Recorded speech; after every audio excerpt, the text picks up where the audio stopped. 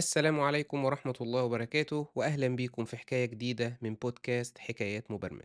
حكايتنا النهاردة هتكون عن الرود مابس، أو خليني أقول عليها الثقب الأسود.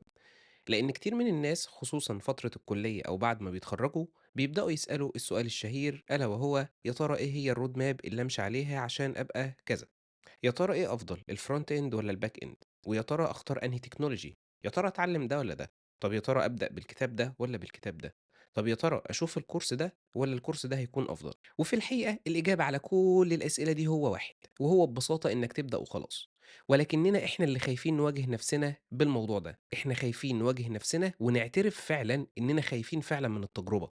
الناس ما بتكونش حيرانة من الأسئلة دي ولا بتقع في الدوامة دي إلا لإنها فعلا خايفة إنها تجرب، عشان حاسين إن هم هيضيّعوا من عمرهم وقت ومجهود كبير، وخايفين إن يكون كل ده راح هدر. ولكن الحل هيفضل هو، وهو إنك لازم تجرّب وما تخافش من التجربة. إحنا لمّا بنيجي نفتح Google Maps على سبيل المثال عشان نشوف الطريق اللي هيودينا من مكان معيّن لمكان معيّن في بلد تانية، بنعمل إيه وقتها؟ هل بنروح باصين على كل الطرق اللي موجودة ونقوم جايين حافظينها قبل ما بنتحرك، والّا وإحنا في العربية بنروح سايبينها على الله ونبدأ نمشي؟ وبعد شوية بنلاقي إن إحنا وسط ما إحنا ماشيين مفروض ندخل في شارع معيّن يمين، بعد كده نمشي فيه شوية، وبعد كده لأ، المفروض ندخل في شارع تاني وهكذا. ووارد جدًا وطبيعي جدًا ندخل في شارع غلط، عادي جدًا. إيه يعني هنضطر بعدها نمشي حبة حلوين وناخد U turn ونرجع ونكمّل مشي، مش كده؟ هي دي ببساطة نفس الفكرة، هي دي ببساطة فكرة التعلُّم اللي أنت هتفضل مكمّل معاها.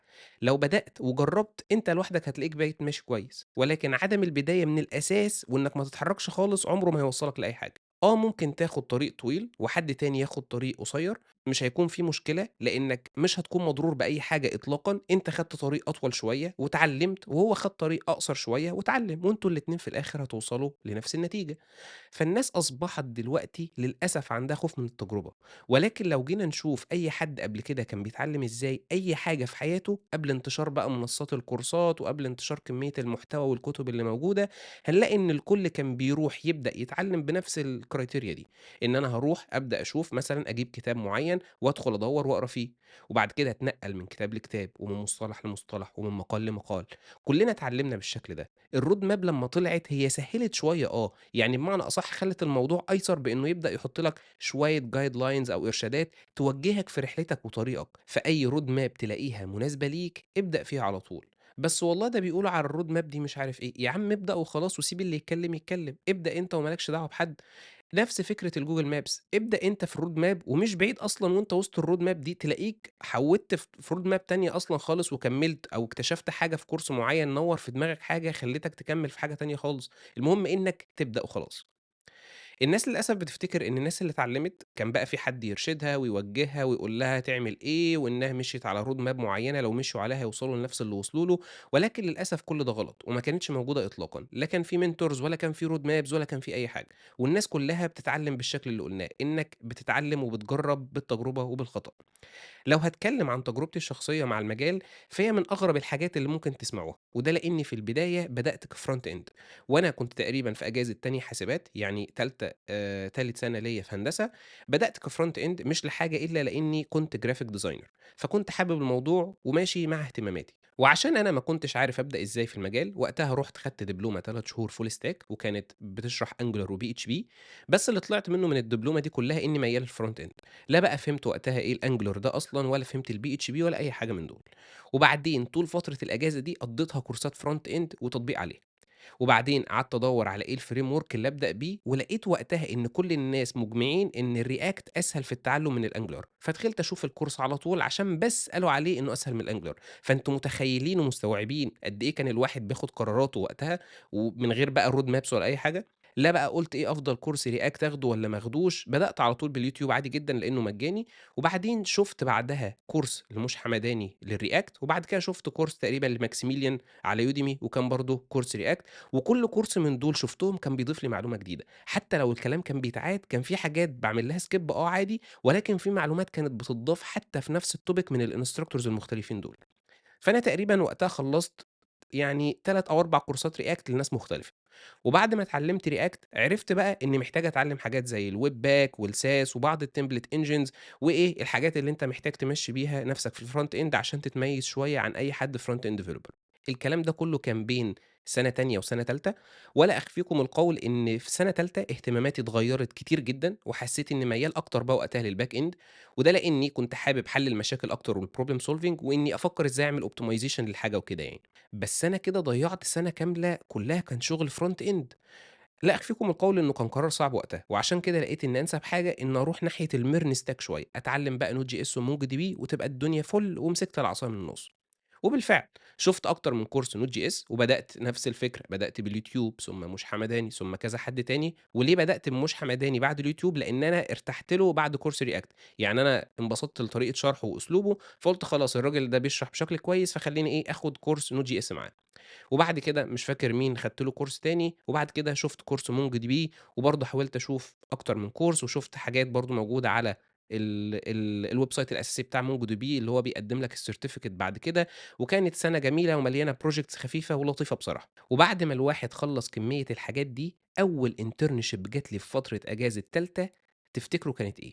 كانت C# ولكم أن تتخيلوا إن واحد شغال front end وشغال بالJavaScript والTypeScript يروح مرّة واحدة للC# ويشوف بقى عالم الDotNet وحاجة اسمها dependency injection وحوارات. أنا كنت بسم الله ما شاء الله ولا فاهم أي حاجة من الكلام اللي بيتقال، أكني مش في المجال أصلًا.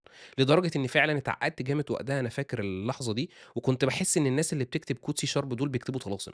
كنت غلبان أوي والله وقتها لحد ما شُفت حاليًا ناس بتكتب Perl، يالّا الحمد لله. المهم إن في نهاية السنة دي أنا قررت إني لازم أكمّل Node.js وإن الC# ده حاجة سيئة جدًا وكنت مش بالعه خالص، يعني خلاص يعني مش نازل لي من زور. ويشاء القدر سبحان الله إن في آخر سنة ليّا في الكلية اشتغلت في مشروع التخرُّج بتاعي، كان بيتكلم عن الself driving car، وعملت الback end كامل بالNode.js لوحدي. وكنت شُفت كورسات كتير بقى وقتها عن الclean architecture وكنت فعلًا عامل شغل عالي جدًا. دي كانت السنة بتاعة الكورونا. وأنا باشوف الحاجات اللي ناقصة عشان أتأهل لسوق العمل، كان من ضمن الحاجات إن أنا أفهم بقى الsolid principles والclean code والdesign patterns وما إلى ذلك من أغلب الحاجات اللي بنشوفها.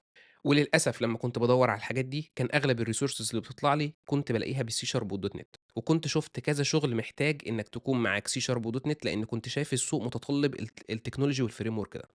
فقُلت خلاص خلّينا نعصر على نفسنا ليمونة وأدّي لنفسي تجربة تانية مع الC# بالراحة وبهدوء. وسبحان الله القادر على كل شيء، حالي اتبدِّل وقتها 180 درجة، لإن أنا وقتها حبّيت الC# جدًا والNet.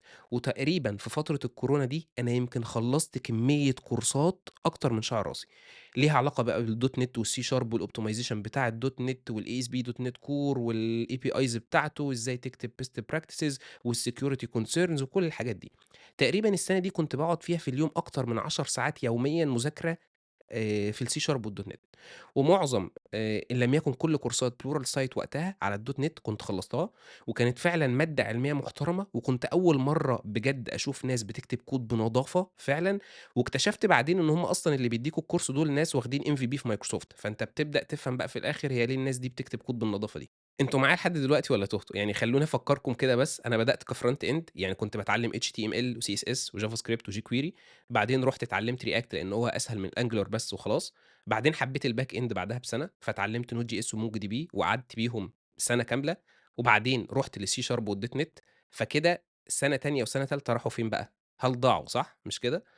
أزيدكم من الشعر بيت، أنا دلوقتي بقى لي سنتين ونُص بعيدًا تمامًا، بعيد تمامًا عن الC# والNet وشغّال دلوقتي بJava وSpring Boot. فلأ، السنين دي كلّها ما ضاعوش ولا حاجة، لإن اللي بنغفل عنّه كلّنا إن رحلة التعلُّم هي رحلة iterative process، فأي حاجة أنت بتتعلّمها هي بتضيف لك. فلو أنت جيت دلوقتي تدّيني مشروع front end أنا هاكون عارف أتعامل وأتصرّف معاه إزاي، هاكون فاهم أنت بتتكلّم في إيه، هاكون عارف إيه المشاكل اللي بتقابلك وهتكون عاملة إزاي. ونفس الوقت التنقل من framework للتاني بيفهّمك الناس دي وهُم بيبنوا الframework كانوا بيفكّروا إزاي. وتبدأ تشوف بقى الframework بيختلف عن الframework ده في إيه. طب والله تبدأ تسأل نفسك هو أنا إزاي أعمل كذا اللي كنت باعمله في الframework القديم، وتشوف هل في اختلافات والّا لأ. فالسنين دي ما ضاعتش ولا حاجة، بل كانوا إضافة ليّا الحمد لله. أنا خدت طريق طويل شوية مش مشكلة، ولكن في الآخر وصلت لطريق أنا حابب أكمّل فيه. طب إيه هي الroad map اللي أنا مشيت عليها؟ الroad map اللي مشيت عليها هي إني كنت بابدأ، والله باشمهندس حماد بيرشّح كتاب كذا، خلاص كنت باروح أشوف الكتاب ده بيقول إيه، وهل هو مناسب لمستواي حاليًا والّا لأ، وأروح أقراه. طب والله في ناس بتقول إن الsolid دي مهمة جدًا، تعالَ يا ابني نفهم الsolid دي بتقول إيه. ده والله في حاجة اسمها dependency inversion، إيه ده؟ دي قريبة أوي من حاجة اسمها dependency injection، هو إيه الفرق ما بينهم أصلًا؟ تعالَ ندوّر ونفهم إيه الفرق ما بين الاتنين دول. فأنت دايمًا هتكون في رحلة تعلُّم، وكل مرّة هتتعلّم فيها أكتر هتكتشف إنّك ما كنتش تعرف أصلًا أي حاجة، وكتير من الأوقات هييجي لك لحظة كده اللي هو هو عشان كده، واللحظة دي حقيقي بتبقى لحظة عظيمة جدًا، لإنّك بتبدأ تربط فيها أكتر من حاجة اتعلّمتها مع بعض، وتحس فعلًا إنّك أخيرًا فهمت حاجة. طَب إيه أحسن الfront end والّا الback end؟ أنا عن نَفْسي جرّبت ده سَنة، وجرّبت ده سَنة، واستقريت على واحد فيهم، ومش ندمان إنّي ضيّعت أي وقت من حياتي. طيب، إيه أحسن كورس شُفته؟ والله أنا كنت باشوف الtopic الواحد أكتر من كورس، وكنت باتنقّل من مقال للتاني عشان أفهم بعض الحاجات اللي بتُقع منّي في الكورسات. طب إيه أحسن كتاب؟ عشان ما أكدبش عليكم أنا ما كنتش باحب قراية الكتب إطلاقًا فترة الكُلّية، وما اتجهتش ليها بصراحة إلا بعد ما اتخرّجت، ومش ندمان على ده إطلاقًا، لإن أنا عندي وجهة نظر ألا وهي إن أغلب الكورسات اللي أنت هتشوفها فترة الكُلّية هتدّيك اللي أنت عايزه في الأول، أفضل بكتير من الكُتب، ولكن الكُتب هتبقى خيار عظيم جدًا ليك، وهتبقى أفضل بكتير جدًا لو عاوز تتعمّق في فهم مواضيع معيّنة وتشربها كويس وتشوف حاجات advanced، ساعتها فعلًا ده هيضيف لك خبرة عملية تقيلة، ولكن لو أنت عايز تبدأ في حاجة وتبدأ بداية يسيرة وسهلة والموضوع يبقى smooth بالنسبة لك، ما تشتِّتش نَفْسك بالكُتب وابدأ بكورس كده يفهّمك الدنيا بتقول إيه. فرحلتك أنت اللي هتعملها بإيدك، المهم إنّك تبدأ وخلاص، زي ما شُفنا لا هيكون في road map محدد هتمشي عليه، ولا هيكون في كورس أحسن من كورس، ولا كتاب أحسن من كتاب، ولا مقال أحسن من مقال، أنت عليك إنّك تبدأ وخلاص، وكل واحد ليه وجهة نظر، وكل واحد بيرتاح لحاجة معيّنة، أنت ممكن والله تشوف كتاب ترتاح له، أنا آجي أقراه ما أحبوش، ممكن تشوف مقال تفهمه، أنا آجي أقراه ما أفهموش، فكل واحد تجربته بتختلف من شخص للتاني، والroad map اللي أنا مشيت عليها مش هتبقى نفس الroad map اللي أنت هتمشي عليها وهتوصل للي أنا وصلت له.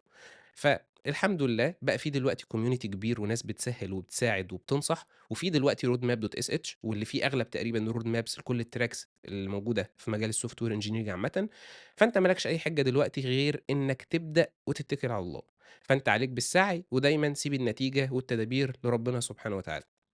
بكده نكون وصلنا لنهاية حكايتنا، وفي الختام سبحانك اللهم وبحمدك أشهد أن لا إله إلا أنت أستغفرك وأتوب إليك.